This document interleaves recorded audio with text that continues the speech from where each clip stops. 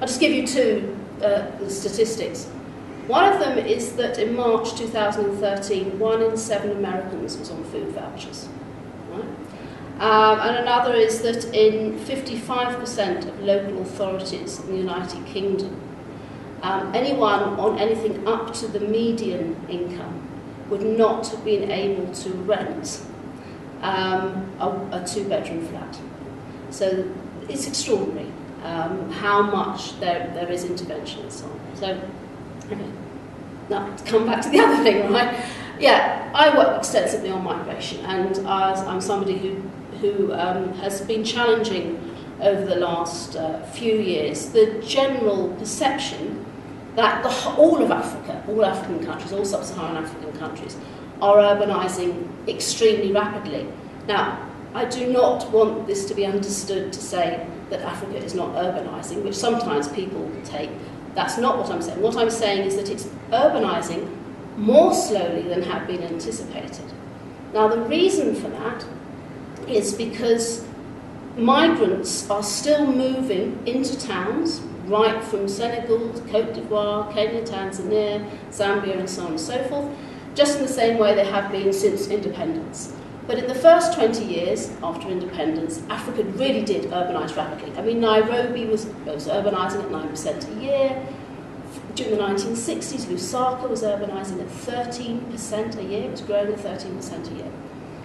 After the 1980s, as Africa's economies began to liberalise, the structural constraints on urban livelihoods were very, very extreme. So in many countries, you found that incomes, real incomes for ordinary people, and the data aren't very good, so people often tend to look at minimum wages because it's an index you can look at.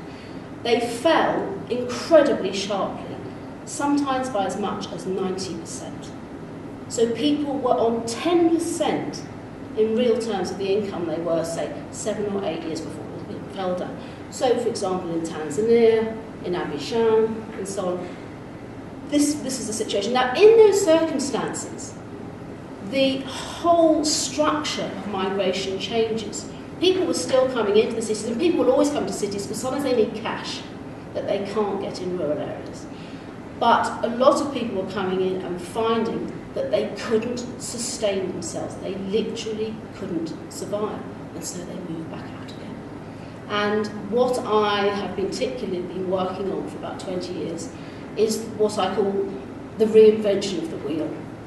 That circular migration has always been a part of life in Africa, and of course South Africa institutionalised it, but it's always been a part of African patterns, migration patterns, that it's been revitalised with many people coming into cities and then having to leave again and go back because they literally couldn't sustain themselves. Sometimes what's happened, and this goes back to the issue of whether families can live together, which is a very ordinary social human aspiration, and it's the basis of social cohesion in society. They need to live together as families, but in many cases, people have had to redivide their families. Okay, so that perhaps a worker has stayed in town, and they'd all moved together after independence, and they've had to send people back to rural areas because they can't survive. And this happened in Zimbabwe, for example, in the 1990s. Because Zimbabwe introduced what they called its Economic Structural Adjustment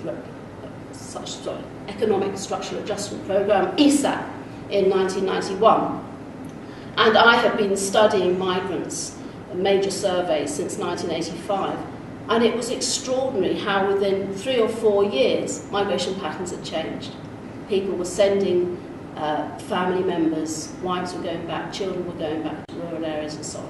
And so what happens is if people start to circulate more swiftly, the rate of growth of the cities relative to the national population growth begins to shrink, and the level of urbanisation, the rate at which that grows, becomes much more slow.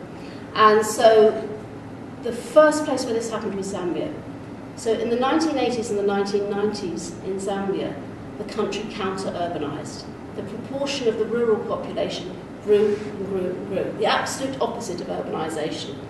And this was particularly because of structural adjustment and the fall in the copper prices and so on. The two things just went together with a horrible, horrible double whammy for Zambia. But you've got it, also it happened in Côte d'Ivoire, it's happened in the Central African Republic, and there's a whole slew of countries, from Benin, Senegal, Mozambique, there's about 17 countries, where there has been the rate at which the level of urbanisation has increased over the last intercensal period. Sometimes that's 10 years, sometimes, in Togo's case, as long as 20 years. It only increased by 1 to 2%. And yet the common perception, the common idea is that everywhere's rapidly, rapidly, rapidly urbanising. And this is due to structural constraints on employment and livelihoods.